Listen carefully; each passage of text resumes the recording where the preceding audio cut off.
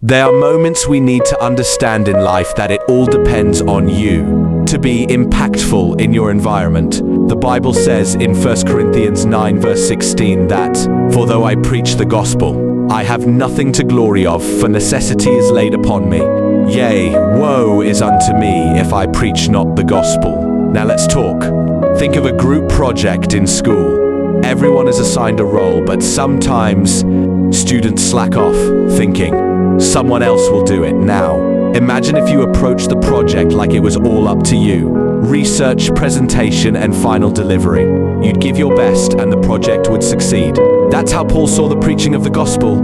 He didn't think, oh, there are many apostles, someone will handle it. No. He declared, "Woe is me if I preach not the gospel." That's 1 Corinthians chapter 9 verse 16. He carried it like a personal assignment from God. When it comes to the preaching of the gospel in all the nations of the earth, you'll have to approach it as though it depended on you alone to do it. That was the mentality Paul had, and it's worth emulating. When you have such a fire in your spirit, nothing can quench it. You'd say like Paul, "Necessity is laid upon me. Yea, woe is unto me if I preach not the gospel." Paul recognized the weight of responsibility placed on him and was determined to take the message to the entire world. Your positioning, thinking, and mentality have to be the same.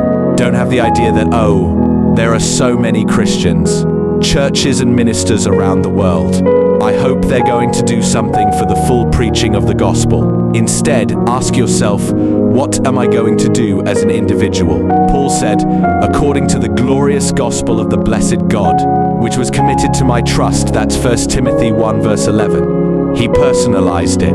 Can God trust you to do the same? If he left the fulfillment of his vision to you, could you be trusted to get it done? This should get you to think differently about soul winning and how you intercede for those who haven't yet known the Lord. If you were the only Christian in your country, state, city, neighborhood, etc., how would you function? What would you do differently?